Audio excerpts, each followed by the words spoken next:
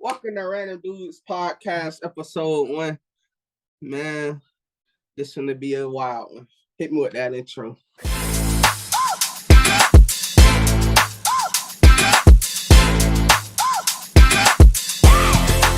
Guys, like he said, it's gonna be a wild one. We got a lot on the agenda. The Pittsburgh Steelers mock Hamlin. Tory Lanez changes counsel even after the conviction. A teacher is shot by a 6-year-old child. Lovie Smith is one and done in Houston. And is this the last dance for the Green Bay Packers? Aaron Rodgers. So much more. Stay tuned. Let's get into our first segment of the day.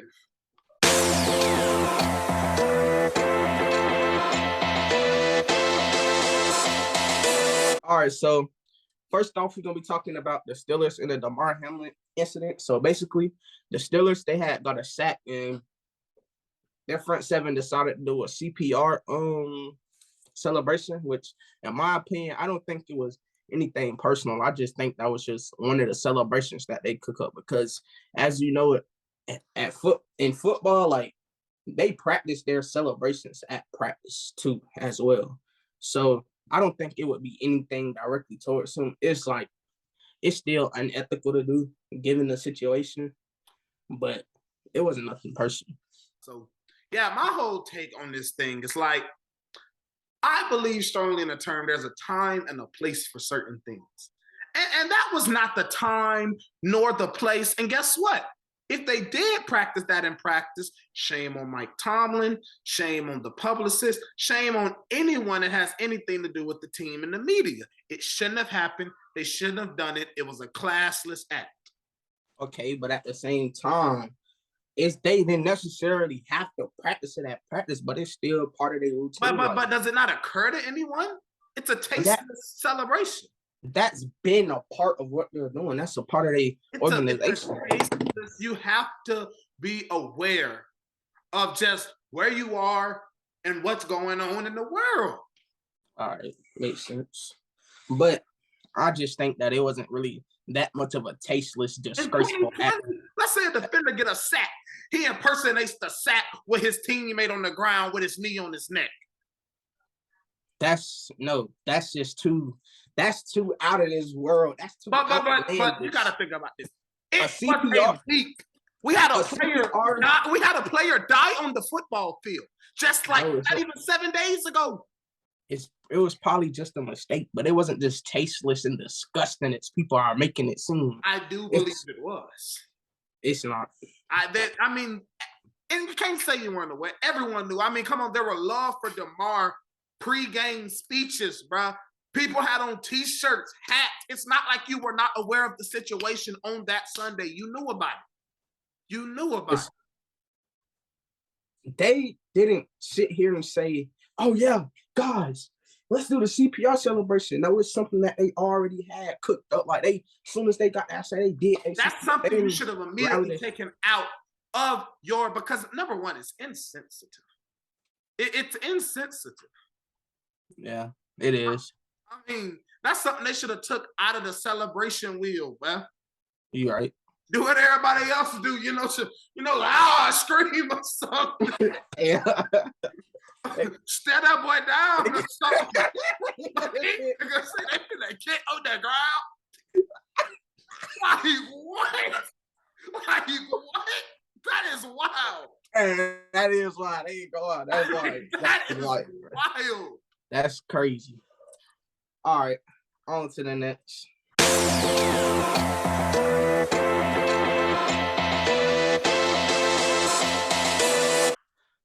After already being convicted, Tory Lanez changes counsel. You think he's going to appeal this thing?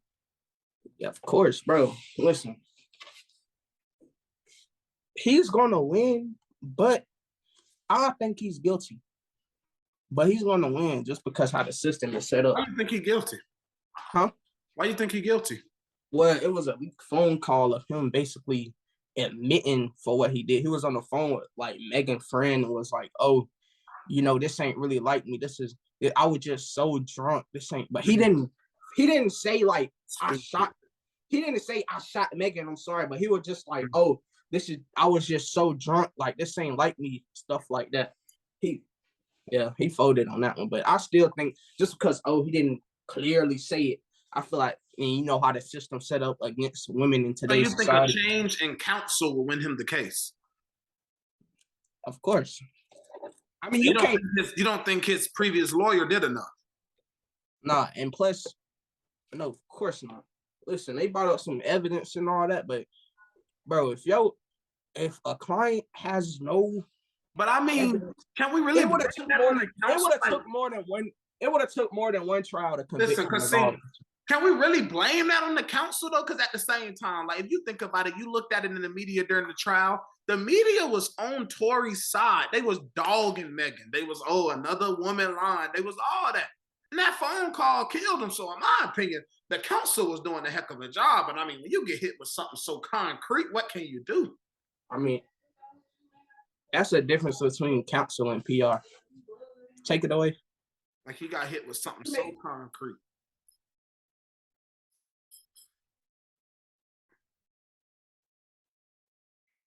Remember, if you guys are enjoying this episode, you can go ahead and leave a comment. You can leave a like and subscribe, We'll be here all year. Giving y'all the takes and the spills y'all need on everything in the world. Yeah. I don't know. I don't see how you blame the counsel. I mean, the phone call, because I mean, number one, you're guilty. That's the first thing. So that makes the case 10 times harder to defend already. I'm trying to make a guilty person seem innocent. Was this judge decision or was it a jury? It was a jury's verdict. All right, see. And then again on that, you're not gonna find a jury that don't know who these people are. You're not gonna find it. They found like it's so hard to find an unbiased jury, bro. Because these two of the biggest names in hip hop in the world. Well, Megan Thee Stallion, maybe Tory Lanez in the world is a stretch. That's not a stretch. It's a stretch. Not a stretch. When the last it's not a stretch. Release? Like, what is the last good song you got from Tory Lanez? Bro, he a star, bro. No matter how you. He's a star, but in the world, two of the biggest names.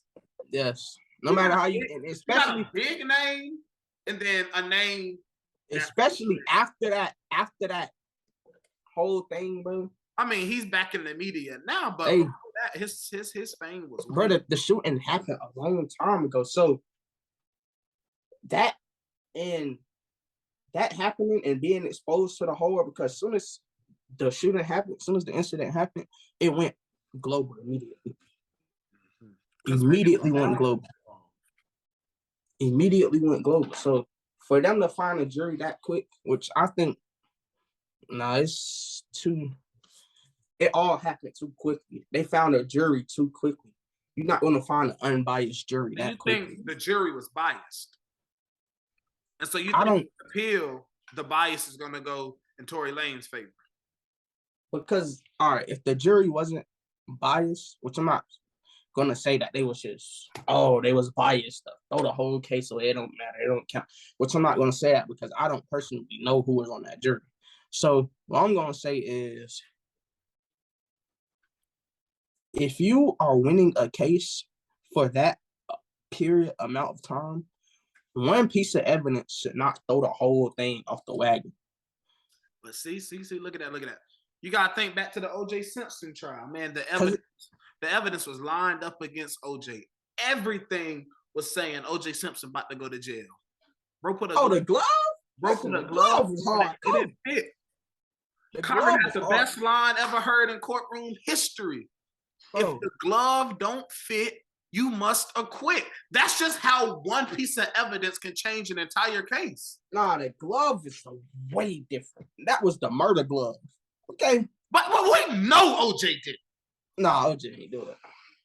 The glove ain't fit. OJ ain't do it. You know what they did. And don't stick them behind my brother. Bro, that's leather, bro. They tampered with that glove.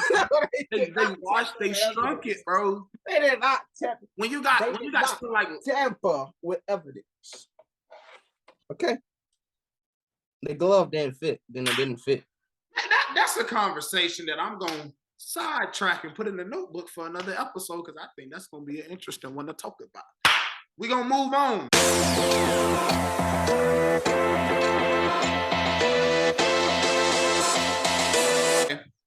So a 6-year-old boy shoots a teacher in Virginia. And apparently there's a possibility that the mother could face charges after her 6-year-old allegedly shot Virginia teacher, says the police chief. I'm going to read the article from CNN for everyone, and I'll put it on the screen. The mother of a 6-year-old boy who authorities say shot his teacher at a Virginia elementary school could face charges. The chief says, I think that is a certain possibility.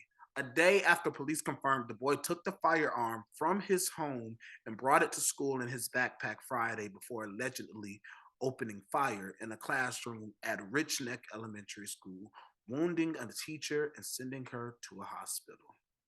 Okay. The gun allegedly used was owned by his mother. Should the mother face charges in this? All right, bro, listen. Now, this is a statement that builds. So I'm gonna stay specifically on this situation. Mm-hmm. In other situations, when you got your 16-year-olds and your 15-year-olds, mm-hmm. No, you should never charge the parents. Them are, you feel me? They are accountable for their actions at that age. I'm sorry, but like once you hit a certain age, you should know how to handle yourself and safety on the gun and all that. Now, in 2022, that was in 2022 or 2023. Couple days ago. All right, so in 2023/22, whatever, it's too easy for these kids to access these kind of things. What happened to back when a kid didn't even know that there was a gun in their house until they reached a certain age? I mean, that's just how it is now. Me personally, I'm gonna say there has to be a more thorough investigation. If the mother was actively attempting to hide the gun, like if he found it on the top shelf cabinet or, under her bed or something, she should not be charged because you have the right to bear arms in this country. And it's not like she was being negligent. And let's say now she left it on the dinner table and it's just her 6-year-old kid, send her to jail. That's negligence. All right, now let me say this. Now, I do agree with that of some sort because I feel like if she didn't know that her son knew where the gun was and he just so happened to stumble upon it, it's out of her hands at that point. Like the gun is in the house where he lives every day. He's gonna learn that house at some point and learn about all the secret hiding spots and all that. And he gonna, but if she did a poor job of trying to like a poor job would be putting it in her drawer or something, in her clothes drawer or something. That would be a poor job, or putting it in the closet or something like that. That would be a poor job. I don't think the job, I don't think the amount of the job should really matter. Like I'm saying, if she left it out in plain sight, yeah. But if you could see she was attempting to hide this weapon, I don't think she should be charged for negligence. It's not like she can follow us. Like, it's not a baby. This is a 6-year-old. You can't follow a 6-year-old around the house all day. Well, you do got to think about gun safety. Why is that gun not in a safe? And if it was in a safe, some people can afford safes. Bro, something with a lock on it, a padlock or something. Padlock $1, bro. You can lock that gun away. But now, like I'm saying, if she had it locked up or in a safe, secure spot, or at least a spot where she feel, man, he's not tall enough to get that, and he just so happened to get it anyway, and that's not her fault at all. So let's just say she got it in her nightstand drawer. Yeah. No lock? Negligence? In your opinion? If it's just in her nightstand drawer next to her bed. Because at the same time, like, what's the point of having the gun if your home is under attack? You gotta, let's say, go all the way down the stairs, lift up the couch, open up the couch at the bottom to get the gun, or you gotta go all the way downstairs, go to the top cabinet. You dead by then. Yeah, but a bedside safe, and I see what you're saying, but unless she was I'm sorry, but she unless she doing something that would make her an enemy of such a sort.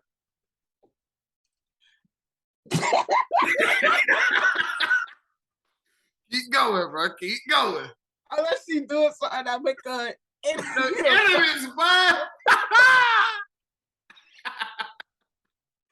look, unless she's doing Enemies. something.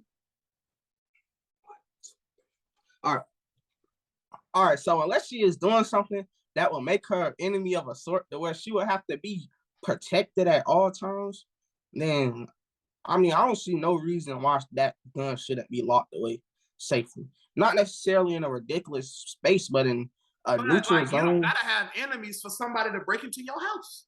But at least have it locked up some sort. Don't have it to where anybody can access it. Have it child-proof is what I'm saying. It should be child-proof. For sure.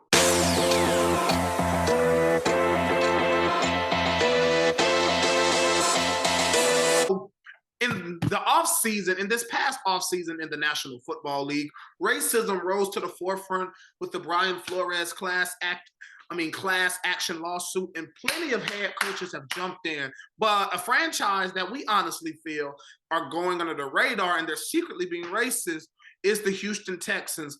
The Houston Texans hired David Cooley in 2021 to coach their team, a squad that, no way possible we're going to get any wins. He was fired. He was one and done.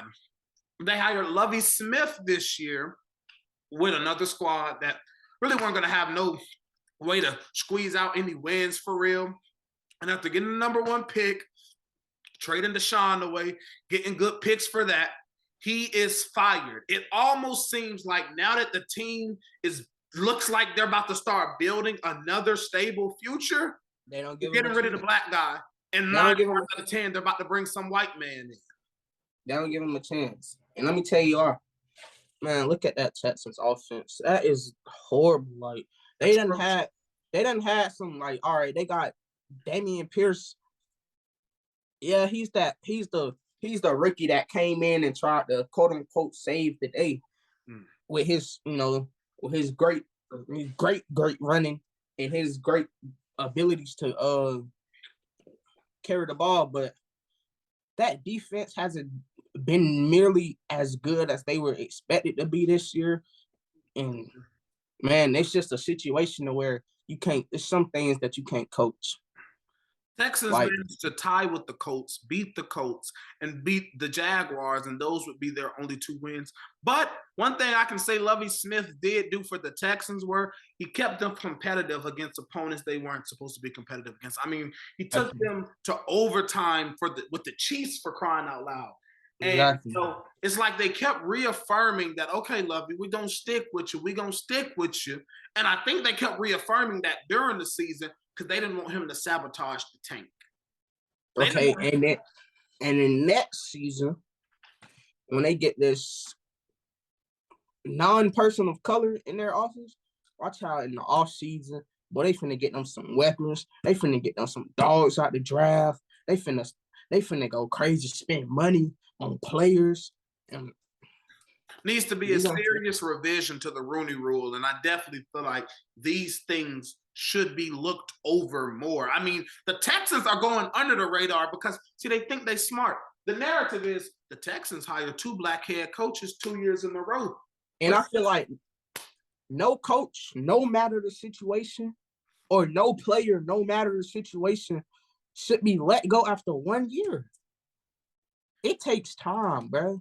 And it's like you just hire these 2 black guys to make them look bad because, God forbid the white man has a 2-win, 1-win record. So you hire these 2 guys, you let them go after 1 season. You got you some first-round picks. You got all the Cleveland's picks in their future.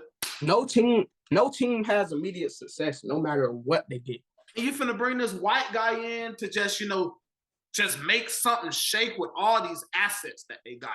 So, yeah, I think it's some serious racism going on over there. And if I was Lovie Smith, I'd go ahead and try to get in on that class action. The only time I ever seen a team make just this huge of a jump off of 1 or 2 players off of a good situation is the Bengals, to be honest with you. Other than that, Taylor was just about to lose his job. When these coaches and these people have immediate success, it's because the team went out and they got 5, 6 good players and a good staff, and they invested money into their team because they wanted immediate success. They wanted Lombardi. For example, the Jaguars, bro. They didn't just go get Doug Peterson. Mm-hmm. They got like 6 new guys in people around Doug Peterson. They built a 6 stellar great guys. Receiving. They built their O-line up. They got their first round number 1 pick quarterback. They got 2 first round linebackers. They done got about 3 wide receivers this offseason. When they got Calvin Ridley. Last year, when they got Marvin Jones. Then they got Zay Jones this year and Christian Kirk. And then they got ETN coming back healthy. They know it. They was like you. So I don't want to see nobody compare that situation to the Texans, because the Texans, they didn't invest at all into their players. They nearly kept the same roster, and they traded away Brandon Cooks.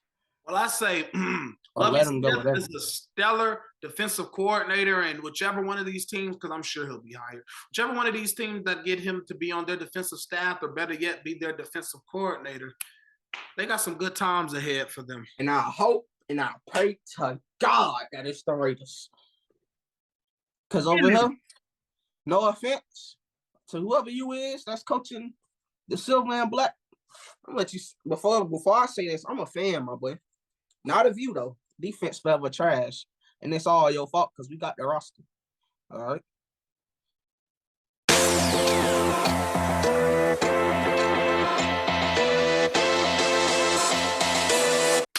Is this the last dance for Aaron Rodgers? After the Lions' 20-16 victory over the Packers, Lions receiver Jameson Williams would ask Aaron Rodgers for his jersey, and in a joking manner, Aaron said, "I want to keep this one." There's also a very heartwarming photograph going around of Aaron Rodgers and Randall Cobb walking in the tunnel. It almost feels like a, one last time type of thing. So is Aaron Rodgers done with football? Or is he gaslighting us again? Or is he going to try to do what he's done every offseason and try to branch off from the Packers? That's exactly what I think it is, because I feel like Aaron Rodgers been done with the Packers, to be honest. Mm-hmm. Now, he's keeping that jersey. Mm-hmm. That could go 2 ways. He could either be keeping it as insurance, just in case he said, you know what, I'm going to go ahead and retire. Mm-hmm. Or he could be keeping it as like a memory thing. Is dang, this is my last game with the Packers. Even though I'm done with this organization, it's still the Packers. It's still his career. It's still the team that he came up with.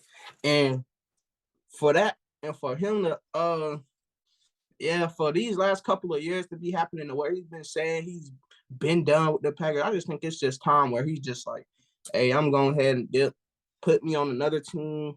I'm done with the Packers. I think he's done with their organization. I don't even think he had nothing against the players or the coaching staff. I think it's just he's done with the organization.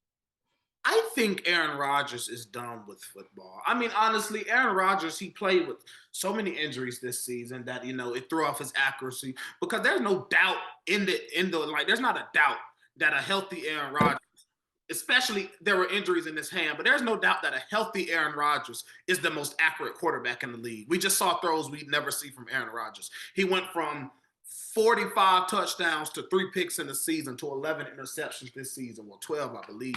And what I got to say about it is I think he's done with football just from a standpoint, look at that loss. The Packers had so many rookies on the field. There were just so many young mistakes happening. And dumb receivers, bro, in the beginning of the year, they could not catch a ball for nothing. Butterfingers, bro. It took them like a little minute to finally. Christian Watson, he hadn't had his breakout game to week 5? Yeah. Or something like that, where he had them touchdowns. He went on and had 8 touchdowns in 4 games or something crazy like that. And see, I just don't think he felt like dealing with another young squad, because even when you got a young, capable squad, it still feel like you kind of rebuilding. I don't think he personally wants to deal with that. So I think Aaron Rodgers is done. And plus, here's another thing. Aaron Rodgers, in my opinion, he's just playing football and making money. Aaron Rodgers is not living life, in my opinion, right now. Yep. And he lost his best receiver. He lost Quez, and Lazard been damn injured the whole season. Yeah, see, Aaron Rodgers, he's just playing football and making money. I think he finally wants to, start something, do something. I mean, the man ain't got a wife, girlfriend, man ain't got kids. The man just play football, gaslight every offseason, and do it all over again. I think he done. I think this season had to be an eye opener for him. And he don't got nothing to play for. He just put his body at risk because he got his ring, and he damn sure got his gold jacket. Yes, I think he's through. I think he got the MVP. He got the ring. He got the gold jacket. Hey, he done. But I'm just gonna stick with that. He just want to go to another team, to be honest. Yeah. Well, that's a valid point. I mean, he's a gaslighter. I mean, you can't trust anything he says. He'll gaslight you.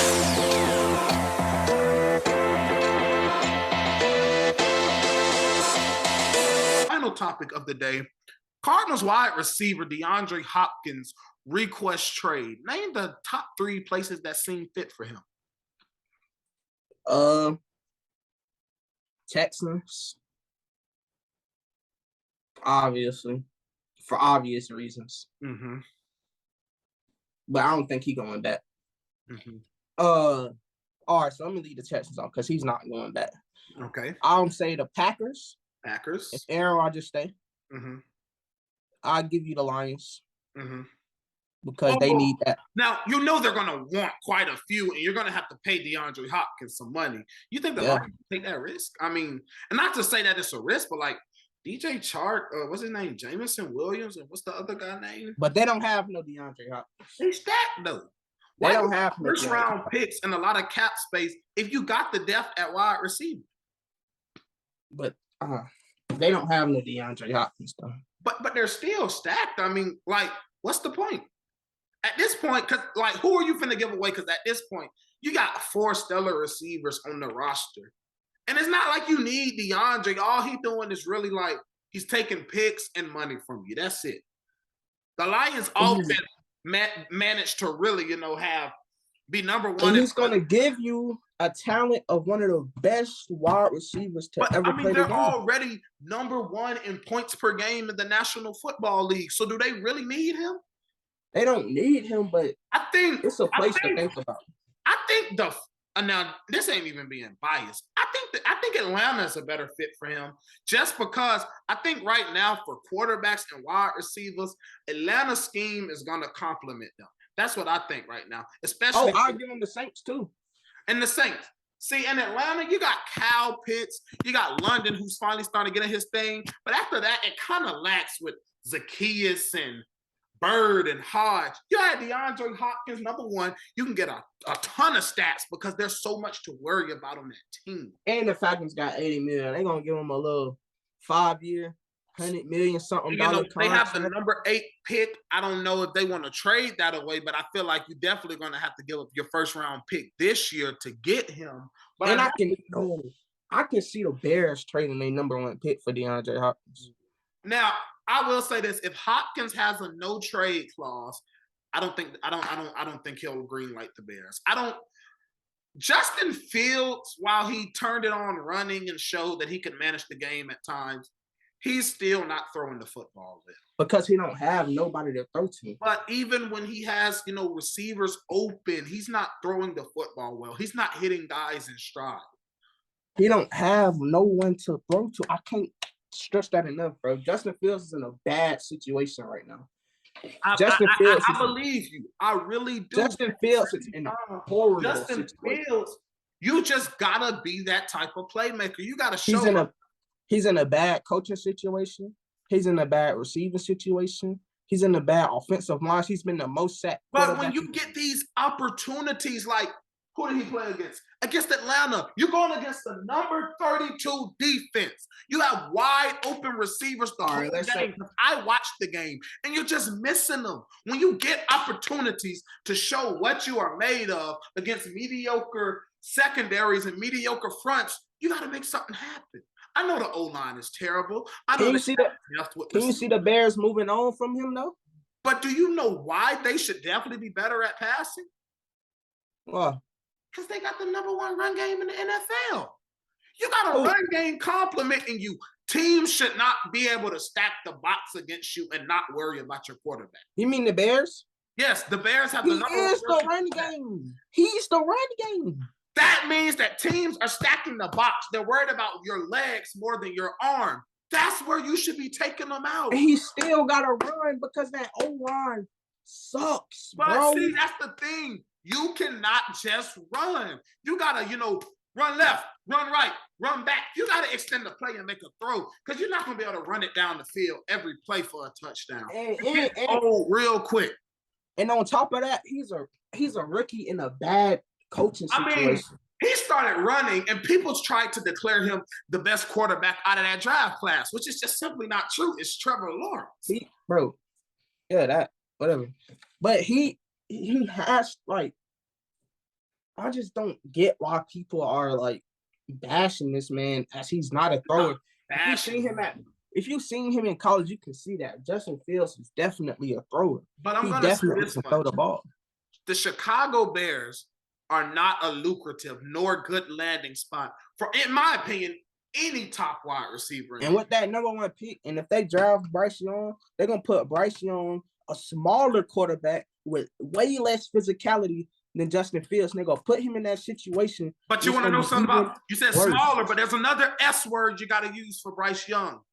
The boy is smarter. The boy has the football IQ of just next level. Sometimes you just want guys who know how to come in the game, manage it. We know Bryce Young can throw. We know Bryce Young can run. At that point, it becomes a mentality thing. It becomes, are you smart? Are you making good decisions with the football? Are you making good football decisions? If you're at Alabama as a quarterback, you're going to come into the NFL making good decisions. But then it comes down to this. We already used our round. Because Mac Jones has, in my opinion, Mac Jones is bottom tier talent. We used our first round pick on Justin Fields. That means they seen something in him that they ain't seen in a lot of quarterbacks that was still on that board, which was skill. You have to build around. They can't take him and want him to be the franchise quarterback, and they're not going to build around him. He has the physical talent. He has the arm talent. They got to build around him. I don't know. I feel like this was the year the passing game should have definitely been over the top. There are plenty of instances where Justin Fields is just missing wide open wide receivers. Honestly, I think it's something when you're just missing receivers so often. Receivers show clear frustration in Chicago. So if the people who have to catch the ball from this man are frustrated and they're not wanting to be there, that's got to tell you something about it. But I'm just going to say this with the Chicago Bears. With that number 1 pick, I just really hope that they don't go out there and get Bryce Young and put him in that situation because they're going to ruin his career. Well, if they take 1 year to build around Justin Fields, bro, it will all work out how they want it to. Mm-hmm. Well, I'm just going to say my top 3 for D-Hop. At number 3, I have New England. At number 2, I have New Orleans. At number 1, I have Atlanta. And that's not even being biased. I just think Atlanta is a good spot for him. I think not only will he be able to develop the young rookie receivers or the young guys like Kyle Pitts, but he'll also have crazy stats there. Go ahead and get your top 3. I don't got a top 3. I just know wherever D-Hop goes, it's going to be something special. That's like that. We hope you all enjoyed this first episode. It was a good one, in my opinion. I think we covered a lot of good ground in this one. We ain't got no set schedule on when these gonna come out, but we'll see you again at some point. Take it away. All right, y'all. Random dudes out of here, man.